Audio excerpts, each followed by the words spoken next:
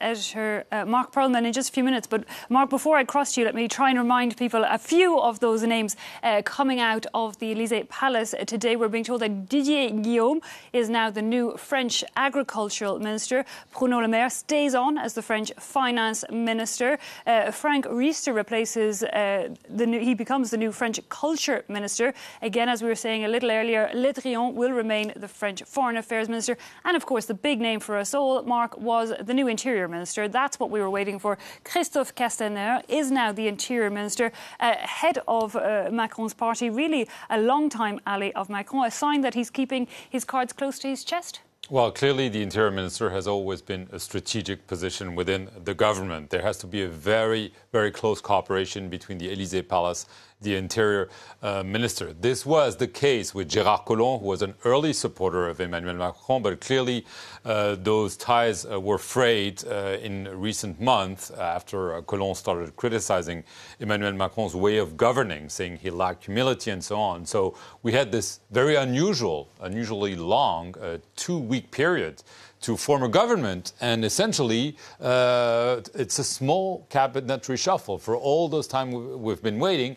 and Castaner was among the names being bandied around, so there's no big surprise. The only thing that's to be noted is that there's going to be a junior minister with him, Laurent Nunez, who was in charge of the Interior Security Agency here in France, DGSI, who is going to be essentially in charge, I guess, of security. There was a lot of speculation that a former head of the police, Frédéric Pechnard, who was very close to the former President Nicolas Sarkozy, would be part of a tandem with Castaner. It's someone else, but clearly it's a way for Emmanuel Macron to say, okay, I'm giving this to one of my closest ally, but probably to ward off criticism that this is sensitive ministry because of security, because of terrorism. He's putting alongside someone whose job is essentially to focus on security and terrorism. For the rest, clearly the key ministers are remaining in place: foreign affairs, finance, budget, justice. Not much change. A change that was awaited. It's always important in France because the culture minister is something many countries do not have, actually. Françoise Nyssen was in a difficult position. Many felt she was not doing the job. There were also investigations of illegal construction for a publishing house she has in the southern city of Arles. So she was in a fragile position. We knew she would be replaced. She's replaced by Franck Riester, who is someone who comes from the Républicain Party, so someone from the right, essentially, but who had taken his distance from his party and was clearly someone who was willing to enter the government. So we see he is from the right. Didier Guillaume, who is the new agriculture minister, always also a sensitive position in France, actually was the leader of the Socialist Party in the Senate, so someone from the left. And then someone who from the Centre Party, from the Modem, Marc Fesneau, who essentially will be in charge of Castaner's old job of the ties between the government and the parliament. So very careful balance, someone from the right, someone from the left, someone from the centre, a close ally. Is that unusual here in France, to have this very balanced mix? It's not unusual unless you really want to change the dynamics and recapture the momentum. Everyone was expecting Emmanuel Macron, who is really lagging in the polls, having a very difficult time, maybe to really try to start anew, really go for a big bang, a big cabinet reshuffle. 2 weeks, so you could have imagined that this would be a much bigger cabinet reshuffle, but for the majority of the French people, it's not going to change much. Okay, Gérard Collomb is gone. He's replaced by Christophe Castaner, but for the rest, no one will really notice what I've been telling you. I'm noticing it, though, Mark, because it's Christophe Castaner. I've been trying. I know he was, that liaison between the Parliament and Prime Minister. Secretary of State, I believe, is the term of the Prime Minister. But tell us a bit more about this Castaner. Trying to glance through his CV, it does look like he also comes from a financial background comparable to Macron at all. Well, not really. I mean, he was a member of the Socialist Party, essentially. He was a low-ranking, let's be frank, lawmaker. He was really not well known from the Socialist Party, and he really got very close to Macron, became really one of the faithful campaigner. He made a name for himself. But if you ask someone in France 2 years ago, do you know who Christophe Castaner is? 99% will tell you they don't. So he really made a name for himself. He was not happy when Macron tapped him a few months ago to head his party, La République En Marche. He wanted to be minister. He was able to remain as a junior minister. But clearly now, being appointed as interior minister is a very big promotion for him. We'll see what it means in terms of the leadership of La République En Marche. He cannot be both. And so there'll be probably someone else to try to lead the party as they head towards the European election campaign. The elections are scheduled for this July, and this is seen as a big test for Macron, because until now, okay, the polls are not looking good, but he was elected for 5 years. He has a very strong majority for 5 years. So he can say, I have time to rebound and see what happens. But clearly the next European elections will be important in the way the French might decide to judge him favorably or not. Now, one thing, of course, Macron has been criticised for are his economic reforms, but his finance minister is staying on. Is that a sign of confidence then in Macron, of the way he's going is the right way and that won't lose him popularity? Well, clearly he's hoping that his policy will deliver results, especially by the time the French will go back to vote for a president and a parliament. It's 3.5 years. It's a lot of time.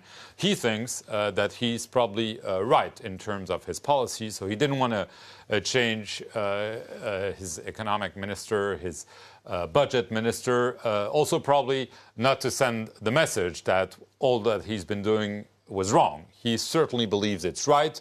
There might be a problem with the method. There might be a problem with the way he addresses the French people and so on, because he's probably hearing it, although many things he's not. But clearly, in terms of policies, he's hoping that this will bear fruit and that there's no reason to change while he is just 1.5 years into his mandate. And I imagine he's hoping it will also put an end to all the questions, because, I mean, this reshuffle of the government came after a pretty serious wave of resignations. We had, 3 since August? We had Gérald Collomb, the biggest one, but we had the ecology minister, Nicolas Hulot, and the sports minister also resigning after the summer holidays. Yes, and those 2 ministers, I mean, it was the number 2, the number 3 in the government, Nicolas Hulot, Gérald Collomb, they not only resigned, they resigned, first of all, live one morning on the radio without telling the president and criticizing his environmental record, saying, the lobbies were essentially controlling the policy, so there's not much I can do as environment minister, so I'm resigning. Gérard Collomb, early supporter, criticizes Macron for his lack of humility, for not listening, says he wants to resign. Emmanuel Macron says, no, you're not resigning. Gérard Collomb goes back, gives an interview, says, I still want to resign. He forced this cabinet reshuffle. And so for Emmanuel Macron, this was really a kind of humiliation. And so this is probably why he decided to take his time for this cabinet reshuffle. We interviewed him a couple of days ago at a summit in Armenia, and he clearly said, I'm going to decide this calmly, methodically, and without any haste, because he wanted to give the impression that he's the one who decides the timing after being forced by one of his key ministers to reshuffle his cabinet. So he has to show that he is in control. Now everybody's waiting for him to talk to the French people, tell them exactly where he's going, what the future reforms will be, and this is probably the next step for him.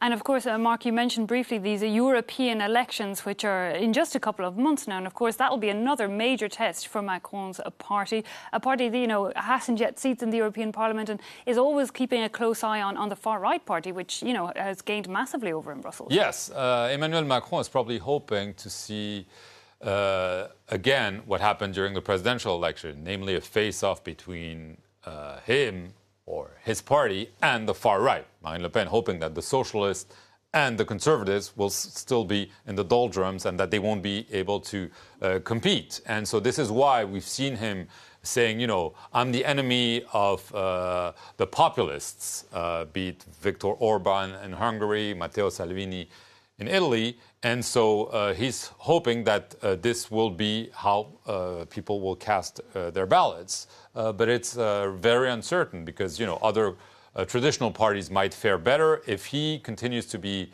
as unpopular, people might decide to sanction him and actually vote for the far right. Let's not forget that in the last European elections, the far right was the first party in France. Those are not crucial elections. The turnout is generally much lower than in other elections, but this will be the first real test for Emmanuel Macron and his party. And it's obviously dangerous because if your poll figures are bad, if you perform bad in elections, it's much more difficult to govern. Do you think, briefly, Marc, that the French public will give Macron time now with this new government and you know, accept that those the dubious start after the summer, let him put it behind him in a certain way? I don't think the French people will care much about who is in government because, as I said, it's not a major cabinet reshuffle. I mean, they will forget who was appointed today, except maybe for Christophe Castaner, because the interior minister is always seen in public when there's an attack, when there's a crime, when there's a flash flood. We'll probably see him very soon in the southern region of Aude, as well as the president. But it won't matter for them. What will matter is their paycheck, if they feel that they have more purchasing power, if they feel that the reforms are being implemented, if the pensions are going to be reformed. This is what the government will be judged upon, not who is sitting in which ministry. Indeed, the universal bread and butter issues that it all comes down to. But you mentioned him again there, and let's take a closer look now at